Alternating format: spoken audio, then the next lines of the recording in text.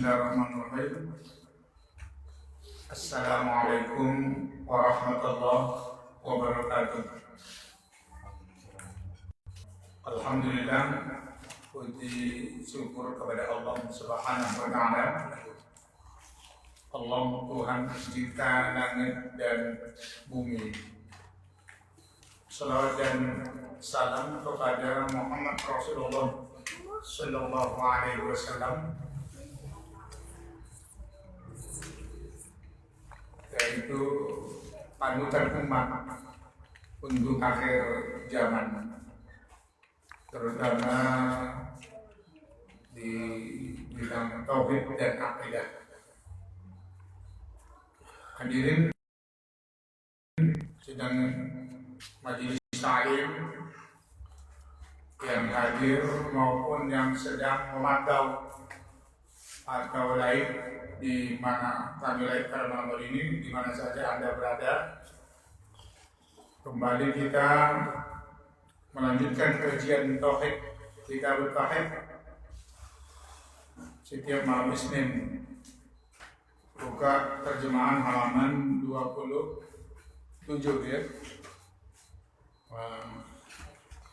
Buka halaman 27 tentang pengertian Rabb ya, menurut pandangan umat-umat yang sesat. Pengertian Rabb menurut kaum yang sesat, umat yang sesat.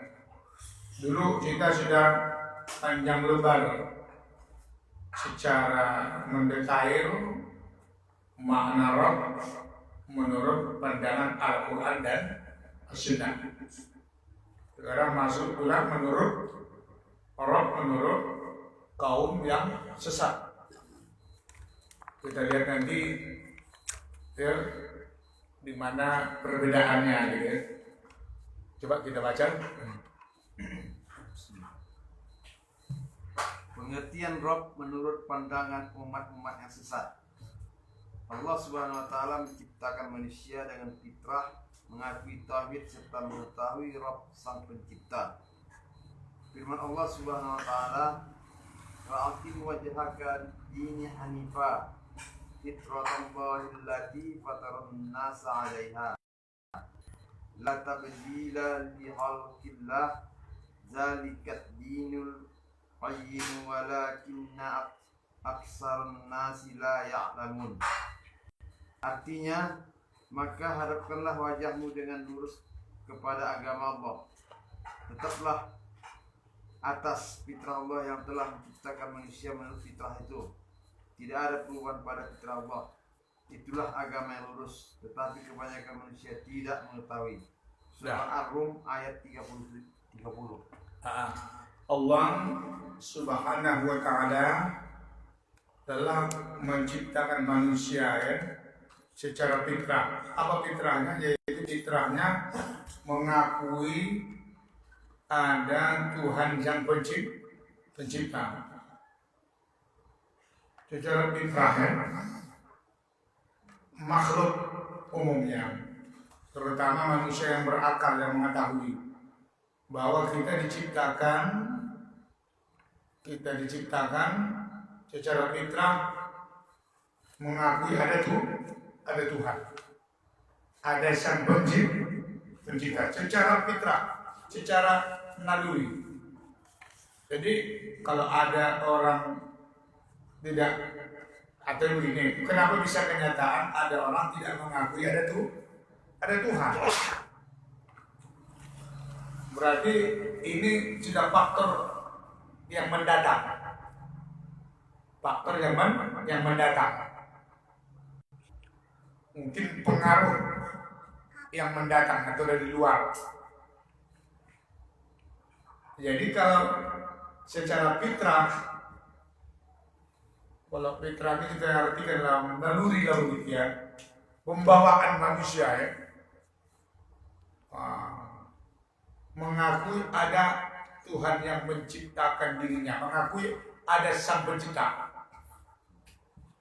Kalaulah tidak ada unsur dari luar mempengaruhi, niscayalah sang bayi terus sampai tua, sampai mati kembali, fitrahnya itu tetap mengakui adanya yang menciptakan. Itulah fitrah manusia. Jadi adapun separuh umur ataupun kenyataannya kita lihat ada orang tidak mengakui ada Allah, itu sebenarnya sudah pengaruh yang mendatang, pengaruh yang muncul. Itu nanti apakah karena lingkungan dan sebagainya. Ya, jadi yang hendak kita ambil di sini tidak bisa kita pungkiri, yaitu kita secara fitrah terlahir ke dunia, bahkan umum seluruh makhluk tidak bisa mengingkari adanya sang pencipta, adanya Tuhan, adanya Allah Subhanahu wa Ta'ala. Itu sudah dinyatakan oleh Allah di dalam Al-Quranul Karim. Allah telah ungkapkan bahwa fitrah manusia mengakui ada sang pencipta. Nanti lihat firman Allah Subhanahu wa Ta'ala surah Ar-Rum ayat 30. Coba baca balik ayatnya pelan-pelan. Ulangi deh. Iya, ayatnya dia. Wa'aqim wajhaka lid-dini hanifa. Wa'aqim wajhaka lid-dini hanifa. Fa'aqim wajhaka lid-dini hanifa. Fa'aqim wajhaka, tetaplah wajah engkau, ya. Fa'aqim, tetaplah hadaplah wajahmu, gitu ya. Luruskanlah wajahmu. Hakim itu koma, tegak, luruskanlah wajahmu lid-dini hanifa, demi agama yang lurus. Jadi disuruh oleh Allah istiqomah, lurus, jangan bengkok-bengkok. Dari diri kita kemana arahnya? Kepada agama yang lurus. Terus fitrah Allah yang fataran nasa 'alaiha, yang telah menciptakan. Fitrah Allah yang telah menciptakan fitrah Allah yang alam nasi jami'ah. Fitrah Allah ya alam nasi, ya? Iya, alam nasi. Terhadap manusia telah menciptakan nasa 'alaiha. Alaiha, fitrah Allah yang alam nasi 'alaiha jami', fitrah Allah 'alaiha, ya, yang telah menciptakan ke atasnya. Terus la tabdila li khalqillah, dan tidak berubah fitrah Allah di dalam penciptaannya. Terus zalikat dinul qayyim, walakinna aksarun nasi itulah fitrah Allah yang lurus dan tidak terjadi perubahan. Tapi kebanyakan manusia aksarun nasi tidak mengetahui. Tidak layak lahur, tidak mengetahui. Coba terjemahkan dulu. Terjemahan di situ. Maka hadapkanlah wajahmu dengan lurus kepada agama Allah. Tetaplah atas fitrah Allah yang telah menciptakan manusia menurut fitrah itu. Ya, tetaplah berada di atas fitrah Allah, ya, yaitu manusia. Yang manusia adalah manusia itu tetap berada di atas fitrah Allah yang menciptakan manusia. Jadi fitrah manusia apa? Di atas fitrah Allah yang menciptakan manusia. Jadi tetapkanlah wajahmu di agama Allah yang lurus. Apalah nama Allah yang lurus? Yaitu mengakui bahwasanya yang menciptakan manusia secara fitrahnya diakuinya adalah Allah. Terus tidak ada perubahan pada fitrah Allah. dan tidak ada perubahan yang terjadi pada fitrah Allah. Tak ada perubahan terjadi. Tetap terus mengakui Allah itu Tuhan. Tetapi kebanyakan manusia tidak mengetahui. Jadi kita menurut dari terjemahan ini dulu sebelum kita tafsirkan membaca penafsiran. Kita yang berada di agama dinul Islam, ya. Beragama di mana? Di agama dinul Islam. Namanya ini agama dinul Islam. Agama tauhid. Jadi dinul Islam agama apa namanya? Agama tauhid. Agama apa dinul Islam ini? Agama tauhid.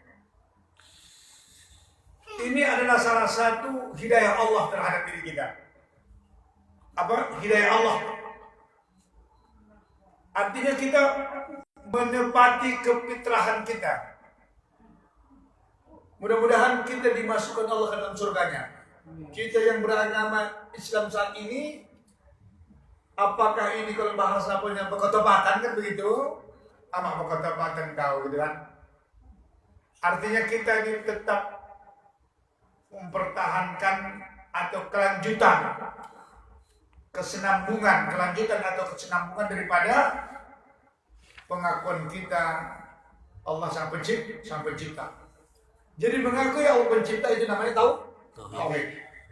Mengakui adanya yang menciptakan diri kita dan menciptakan makhluk seluruhnya itu adalah tauhid. Sementara hari ini KTP kita adalah Islam, sedangkan Islam adalah agama tauhid.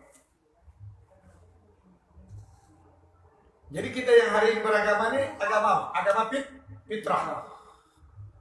Beruntung kita, alhamdulillah kita. Walaupun ini kelanjutan daripada 7 keturunan dari ayah-ayah kita. Atau kita yang dulu sudah berdinul Islam. Jadi lebih hidayah lagi Allah kepada kita saat ini kita mau duduk mendengarkan kajian ini. Kita yang begitu kalinya kita di rupanya. Hebat kali lah kita nih gitu. Allah kita. Sampai pada malam hari ini kita menyadari beginilah kurnia dan nikmat Allah terhadap diri kita. Menyadari kita. Walaupun dulu ayah-ayah atau kita tak tahu dia itu entah yang apa, entah bagaimana bentuk tauhid kita tak mengerti. Entah orang dulu Islam yang kakek-kakek dia, Islam dia kan begitu. Tapi saat ini baru kita menyadari ini adalah salah satu keberuntungan. Gitu. Nauzubillah. Tapi kenyataan kita sudah di Islam. Kalau andai katalah kita di pertengahan dari ayah kita sampai kita hari ini tidak agama Islam kan begitu? Berarti kita sama artinya kok terang-terangan menantang kefitrahan diri kita. Jadi jangankan kita keluar dari agama ini, kadang-kadang ada juga yang kalangan dia beragama Islam juga dia tidak mengerti bahwasanya dirinya secara fitrah mengakui ada Allah sang pencipta. Kenapa? Karena kenyataan selalu orang berbuat maksiat dan kezaliman. Jadi hadirin, pengaruh daripada kita mengimani bahwasanya secara fitrah kita mengakui Allah, apa pengaruhnya? Yaitu kita benci dan anti terhadap maksiat dan kezaliman. Jadi pengaruh orang mengakui bahwa dirinya ada Tuhan, ada sang pencipta, apa pengaruh sama diri kita? Kita menghindarkan diri dari perbuatan maksiat. Pengaruhnya kita mengakui ada Tuhan pencipta, apa pengaruh sama kita? Kita beribadah kepada Allah.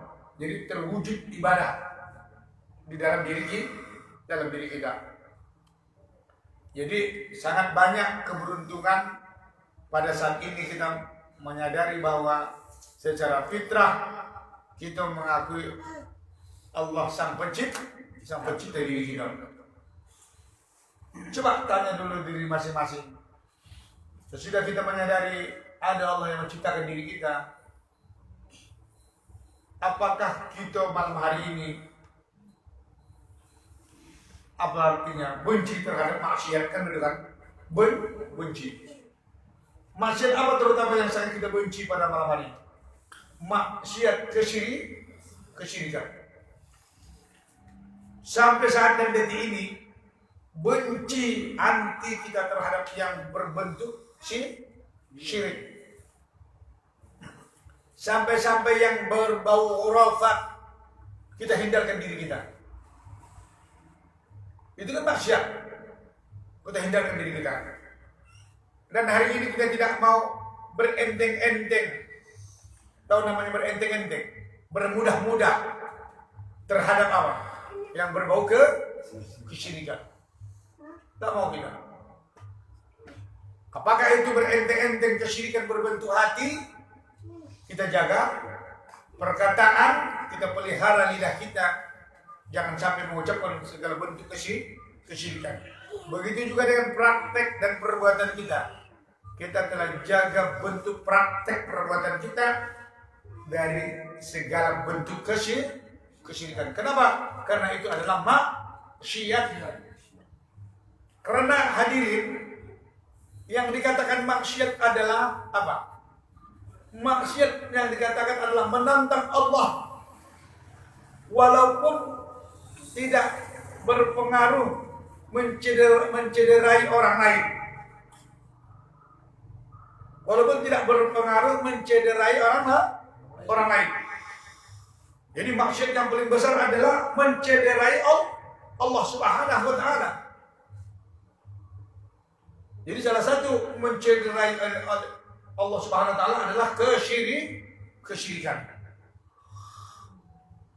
Karena yang perlu sangat-sangat kita jaga kok. Yang perlu kita jaga adalah jangan sampai Allah tercederai. Jadi yang sangat berbahaya, sesudah Allah kita cederai, lalu kita cederai pula apa? Makhluk Allah. Ini yang lebih fatal lagi. Sedangkan tak dicederai, gitu kan?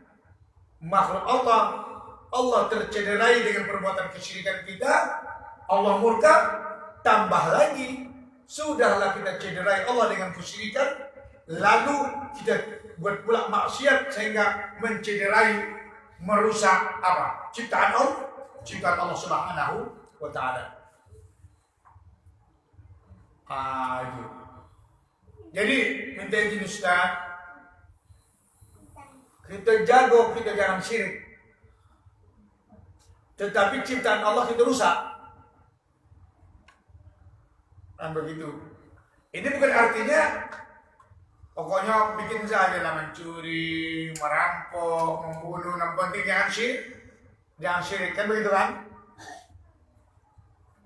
Sepintas lalu hadirin, yang pertama tadi yang kita jaga Allah, jangan sampai kita melakukan kesyirikan. Baru yang kedua yang kita jaga apa? Jangan sampai rusak makhluk Allah Subhanahu wa taala. Walaupun ya hadirin, lebih berbahaya mencederai Allah ketimbang makhluk Allah Subhanahu wa taala. Tapi pengaruh daripada tauhid apa? Yaitu menyayangi, melindungi ciptaan Allah Subhanahu wa taala. Lanjutkan lain baca. Tidak ada perubahan pada fitrah Allah. Itulah agama yang lurus, tetapi kebanyakan manusia tidak mengetahui. Lanjut. Masuk lagi ini apa juga lagi? Ya, lanjutkan. Baca lagi. Wa iz aghadha rabbuka min bani adama min zuhurihim dzurriyyatahum wa ashhadahum alastu bi rabbikum ala anfusihim alastu bi rabbikum qalu bala syahidna an taqulu yaumal qiyamati inna kunna an hadza ghafilin. Dan ingatlah ketika Tuhanmu mengeluarkan keturunan anak-anak Adam dari sulbi mereka, dan Allah mengambil kesaksian terhadap jiwa mereka seraya berfirman, bukankah aku ini Tuhanmu? Mereka menjawab, betul, engkau Tuhan kami. Kami menjadi saksi. Kami lakukan yang demikian itu agar di hari kiamat kamu tidak mengatakan sesungguhnya kami Bani Adam adalah orang-orang yang lengah terhadap ini, keesaan Tuhan. Surah Al-A'raf ayat 172. Udah. Ya. Baru kita lihat lagi Allah menceritakannya lebih rinci lagi. Lebih rinci, lebih dalam lagi tentang dari mana diawali ya kefitrahan manusia, karena yang menciptakan fitrah ke dalam diri manusia mengakui Allah Tuhan, Allah juga kan, Allah juga yang menciptakan kefitrahan terhadap diri manusia, bahwa manusia tidak akan bisa memungkiri bahwa ada yang menciptakan dirinya. Siapa yang menciptakan kefitrahan itu ke diri manusia? Yaitu Allah.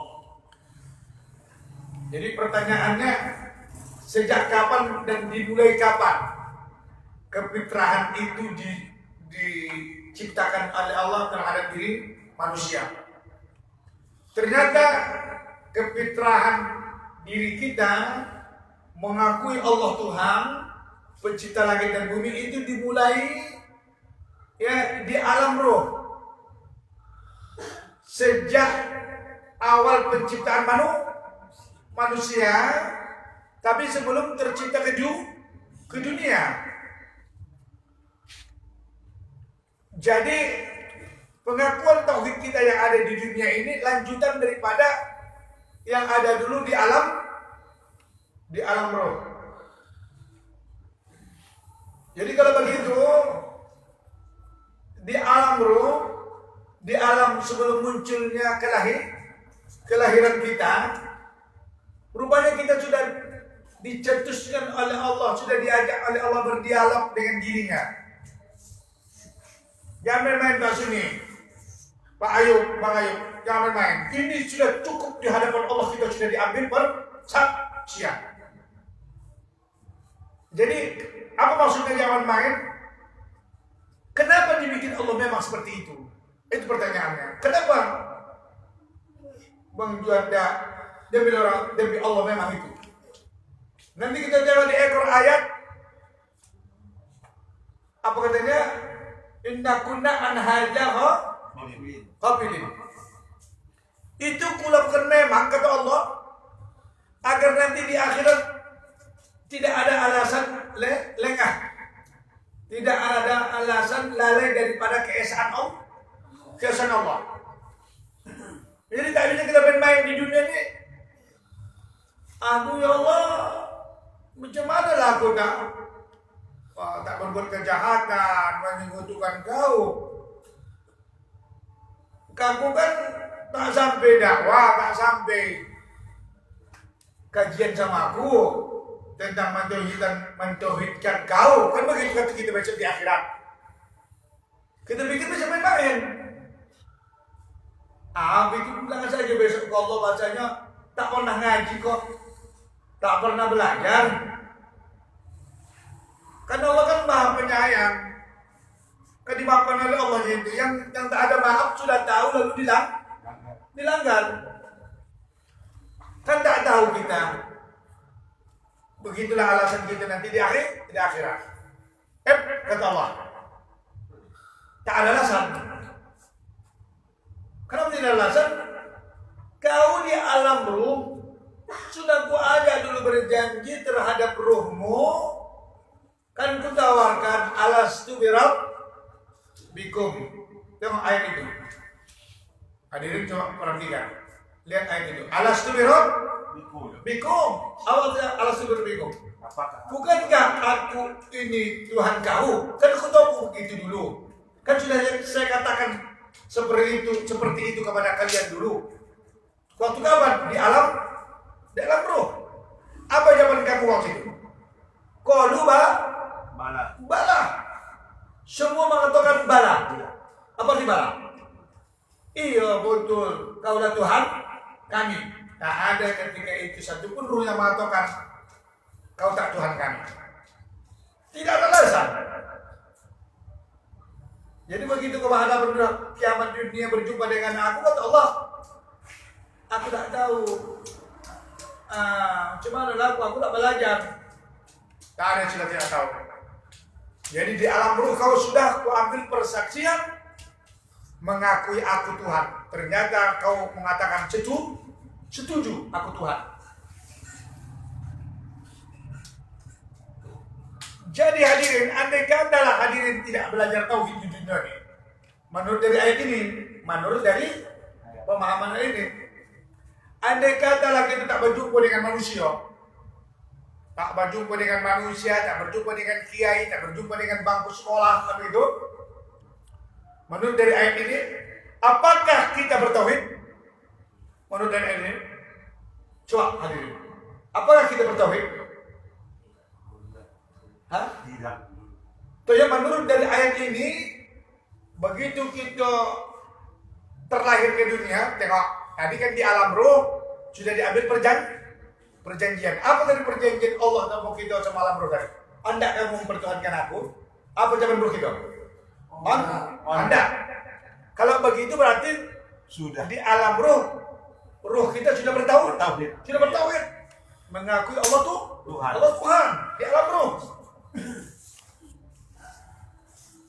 Ini kan Anda menyatakan dari mana kefitrahan itu dimulai. Dari mana kefitrahan itu dimulai? Dari alam roh. Jadi kenapa Allah buat perjanjian? Kenapa Allah buat anha khafil ini? Tak ada nanti alasan lain. Karena dulu di alam roh sudah kau akui aku Tuhan. Inilah awal kefitrahan. Jadi pertanyaannya, menurut dari ayat ini, andai kata kita terlahir ke dunia ini, tak bertemu dengan guru, tak bertemu dengan kiai, tak duduk di bangku sekolah, tak duduk di bangku universitas, apakah posisi kita tetap mengakui ada Tuhan? Bertauhid. Mengakui adanya Tuhan.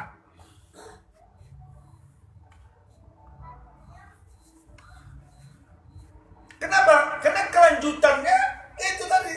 Di alam roh sudah mengakui tidak ada Tuhan kecuali Allah. Jadi kenapa nih Ustaz sudah kita muncul ke dunia ini, kita belajar tauhid segala macam? Karena sudah diserang oleh faktor yang kedua, yaitu kesyirikan. Orang tua yang mendidik awak pun juga syirik segala macamnya, maka diteroboslah kesyirikan tadi dengan belajar, menuntut ilmu balik. Tapi kalau menurut ayat ini, begitu kita lahir bayi tadi biarkan aja tuh sampai dia tua. Tapi jangan ada orang mengapa ya bercakap sama dia ya. Jangan ada bereaksi yang lain. Budak saya langsung sampailah dia tumbuh gigi, duduk, berdiri, toga, berjatuh. Dia tetap berkekalan dalam keadaan fitrahnya. Karena fitrah Allah tetap. Coba tengok tuh. Pas Pak Akin hakalid dini hanifah. Coba ayat ini. Tidak ada perubahan pada fitrah Allah. Apa?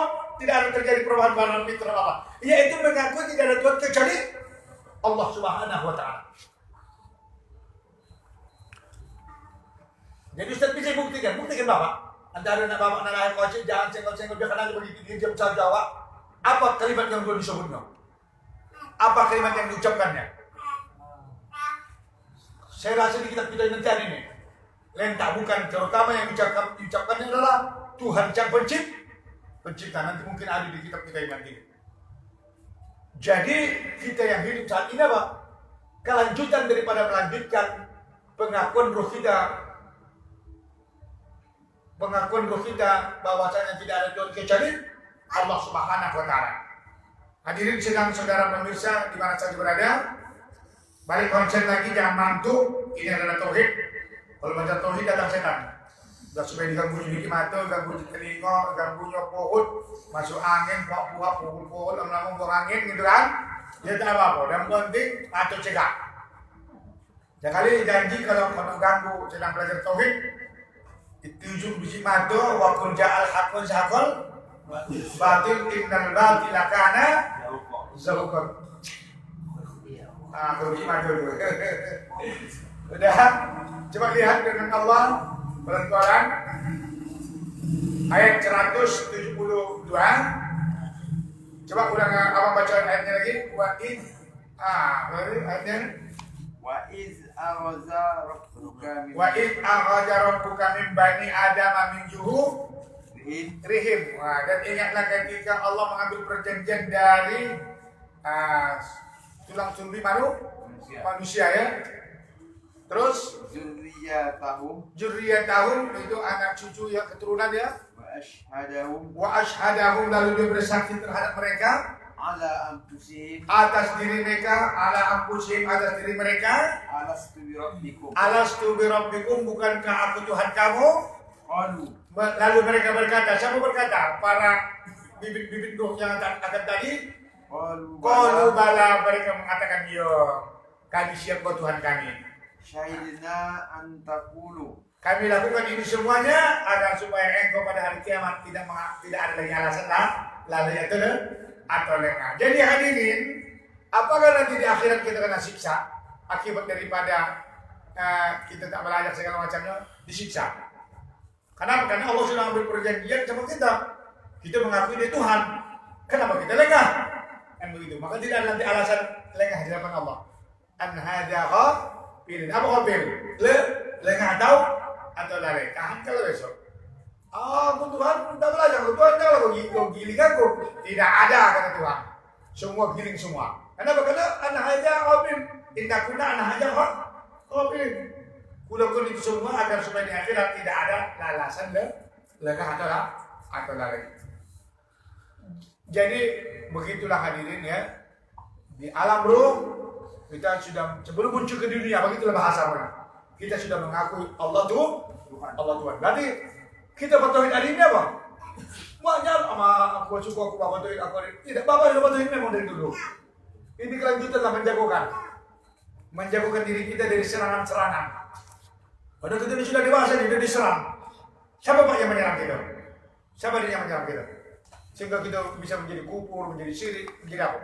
Murtad, syaitan menyerang kita. Di rumah kena serang, di pasar kena serang, di jalan kena serang. Tidur pun kena serang juga. Diserang apa? Diserang syaitan. Udah lanjut, cek lagi.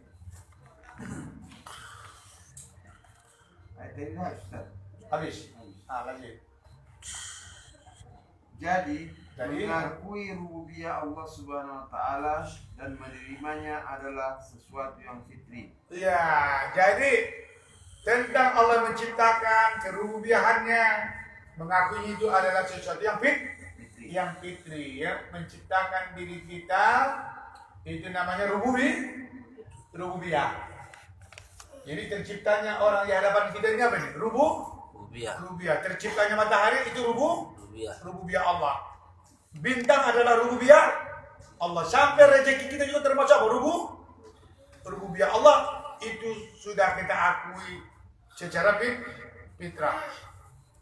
Kalau hari ini ya mungkin adalah pengaruh tauhidnya kurasa mungkin. Bapak secara refleks kan begitu menjawab apalah? Macam cah tadi bola sadilah. Apalah secara refleksnya diri Bapak mengatakan takdir Allah namanya qadarullah.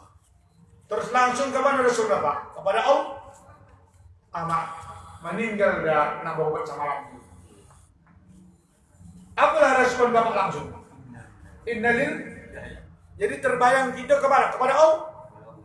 Matinya semalam udah melahirkan semalam. Udah lahir anaknya. Apa orangnya? Laki-laki atau perempuan? Apa yang terbayang Bapak?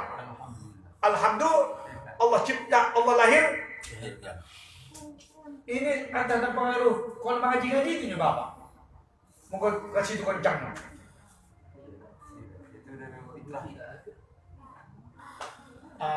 Jadi dengan fitrah ditambah pula lagi mengaji. Jadi kepada anak-anak kita tuh menghidupkan kefitrahan dia. Kepada anak-anak kita mengajarkan tauhid demi apa? Menjagakan dan menghidupkan kefitrahan anak kita, kefitrahan bayi kita. Makanya tadi subuh, kajian subuh Ahad, hadirin saudara pemirsa nanti buka episode semalam dia Bang, tadi ya Bang. Ada 5 kurikulum untuk anak kita. 5 kurikulum untuk anak kita, jangan terlalaikan. Mulai dari saja istri kita hamil, jadi tak mungkin hamil lagi orang ada tua. Cucu pula bilangkan. Ya kan Bang, pada kayu tahu ya kan Bang, waktu hamil orang apa yang pegang buat orang rumah. Peristiwa Imran, ya, ketika istrinya hamil, dia apa? Dia menginginkan agar supaya bayi dalam kandungannya najartu laka ma fi batni muharrar. Jadi kalau hamilku ini fi batni dalam perutku ini, kalau bahasa bunting ya Bang. Buntingku ini hamil. Oh, hamil bahasa Arab. Bahasa Arab hamil. Kalau bahasa Indonesia apa? Bunting. Mengandung. Oh, mengandung kalau ya mengandung. Tapi kalau musim paling mah, kamu nekas kalau bahasa kamu bunting dan getun begitu. Oh, mengandung. Kalau bahasa Arab, hamil. Begitu hamil besar, apalah ngajarnya? Fi batni muharrar, supaya jadilah anak dalam kandunganku ini menjadi muharrar. Apalah muharrar kata Bapak? Ahli ibadah dan memfasilitasi orang beribadah. Apa? Ahli ibadah dan memfasilitasi orang beribadah. Saya terjemahkan lagi memfasilitasi orang beribadah ini namanya ini marbot. Apa namanya kalau membulu-bulu masjid apa? Marbot. Hah? Marbot. Pak? Marbot. Marbot. Marbot atau marbot? Marbot masjid. Marbot. Oh, ada apa? Iya. Marbot ya. Marbot masjid. Kalau salah kamu ya, aku ya. Jadi orang hamil dinajarkannya anaknya menjadi marbot masjid. Ada kita hamil istri kita dulu begitu. Semoga istriku ini hamil dalam kandunganku ini, anakku ini menjadi marbot. Itu muharram. Marbot itu apa tadi? Ahli ibadah dan mengurusi orang beribadah. Hebat rupanya. Marbot. Jadi inilah tugas utama doa istri Imran, supaya anaknya yang lahir menjadi marbot. Jadi anaknya kalau ditanya, Pak, apalah pekerjaan Bapak? Pekerjaan pokok saya adalah marbot masjid. Alhamdulillah. Jadi kerja sampingan adalah direktur bank B.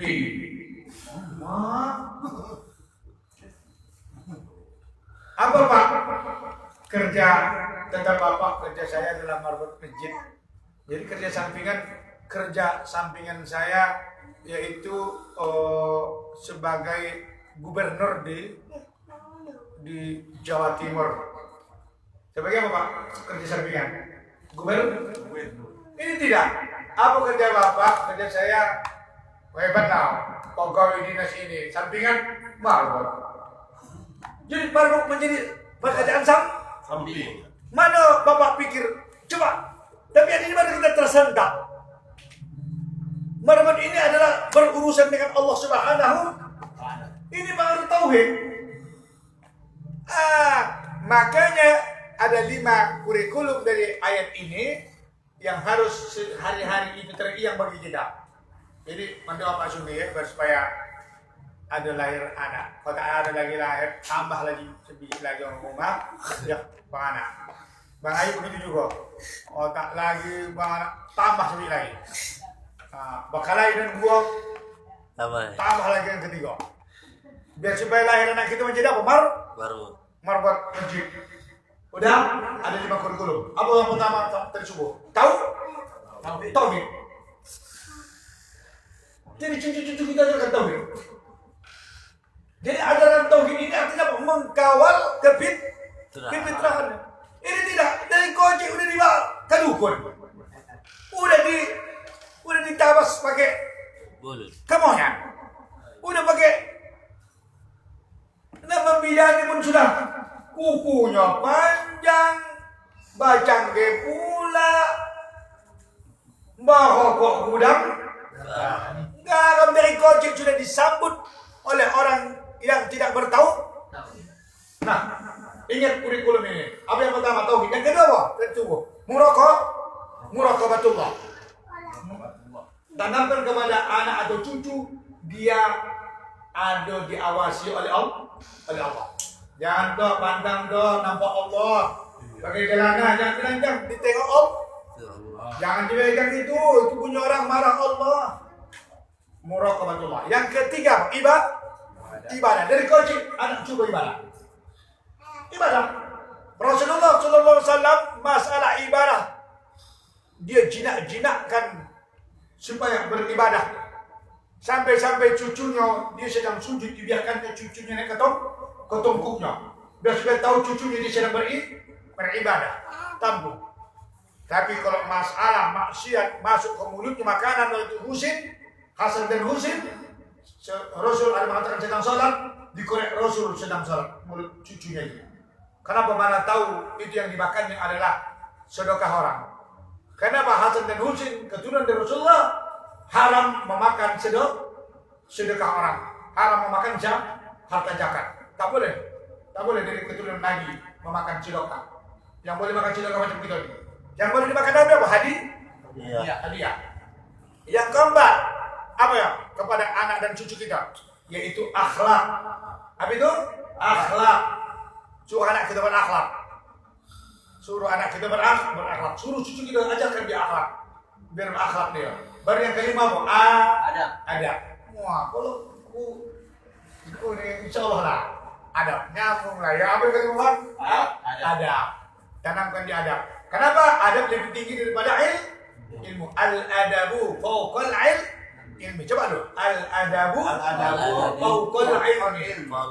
Adab itu lebih tinggi daripada ilmu. Kalau ada orang alim tak beradab sama sekali tak berilmu. Tapi ada orang tinggi adabnya tapi ilmunya tak ada, akhirnya lebih mulia. Tapi lebih mulia lagi beradab dan berilmu. Jadi kembali lagi ke kita tadi apa? Fitrah kan masalah bayi tadi kan? Tanamkan ke dia apa? Kawal kefitrahan. Makanya kalau udah begini kita tahu tauhid nih, tak kepingin anak kita koji batandang ke rumah orang tak tahu. Tak kepingin kita cucu kita diboleh orang tak tahu. Allah. Makanya kadang-kadang guru kita ini bawa Arab tak tahu kita boleh mari besar kita. Boleh mari cucu kita. Bosak rupanya. Hebat pengaruh. Tak bangun tanggung jawab itu tetap ada pada diri kita. Makanya iringi juga dengan doa ya Allah. Ya. Rabbana hablana min azwajina wa dzurriyyatina qurrata a'yunin waj'alna lil muttaqina imama. Masyaallah. Jadi alhamdulillah udah sampai waktu kita. Coba cari titik dulu biar cek. Ya, habis itu ya? Belum. Sedangkan syirik adalah unsur yang datang kemudian. Sedangkan syirik adalah itu yang datang kemudian. Kenapa syirik datang kepada kita? Tak jago ya. Kita tak jago mak kita. Begitu juga kalau syirik terjadi pada anak kita, tak jago kita anak kita. Kenapa terjadi syirik terhadap cucu kita? Tak jago kita cucu kita lagi lingkungan dan keliling penuh dengan kesyirikan. Begitu pintu dibuka, Sudah sih jadi dibuka. Kemana saja pergi bagoa praktek-praktek keliling kita penuh dengan kesyirikan. Kalau sudah kesyirikan muncul kebidahan pun mudah merajalela. Nah, insya Allah titik itu, belum? Titik insya Allah kan datang. Semua itu lagi ada lagi panjang lagi. Panjang lagi ya? Udah, oke. Apa kesimpulan? Kesimpulan secara fitrah kita adalah bertauhid. Tidak bisa dipungkiri. Kapan kesyirikan itu datang? Kapan syirik itu datang? Sesudah kita dewasa atau faktor yang kedua? Yang kedua. Jadi kita jago anak kita dan cucu kita, terutama diri kita lah, dari serangan-serangan apa? Dari serangan-serangan kesyirikan yang diekspos, yang dikirim oleh syaitan. Boleh jadi melewati televisi, boleh jadi melewati handphone, boleh jadi melewati buku-buku bacaan, boleh jadi dari teman-teman dan sahabat-sahabatnya. Makanya jangan tidur, janganlah lalai, setiap saat lah kita berjaga-jaga. Makanya di ayat tersebut wal yattaqullaha wal yaqulu qawlan sadida. Hendaklah kamu bertakwa kepada Allah. Di takwa itu setiap saat dan setiap detik. Takwa terus. Arti takwa menurut Ubay bin Ka'ab apa? Berhati-hati. Apalagi waspada. Nah, jadi ada dulu dalam TV kita cerita tujuh waspada kata begitu kan. Kejahatan dikatakan bukanlah apa? Adanya kesempatan gitu kan. Nah, jadi kita harus waspada. Jadi mari hadirin rahmatullah, waktu dan tempat juga lah yang memisahkan kita. Kepada hadirin rahmatullah di mana saja berada yang aktif dan setia memantau kajian kita ini. Sempurnakan kajian ini lagi dengan menghadiri majelis taklim atau membaca kitab-kitab yang lebih tinggi. Dan kami tidak mengatakan inilah kajian paling benar dan begitu, dan tidak mengatakan apa artinya, tidak terlepas dari kesalahan dan kehilafan. Kami adalah manusia biasa. Jadi dari harapan Bapak dan Ibu hadirin saudara pemirsa, kami undur pamit, akan bertemu lagi di episode berikutnya. Kami serahkan keberadaan ini kepada moderator kita. Baik, jazakallah khair. Kita ucapkan kepada Ustaz telah menyampaikan materi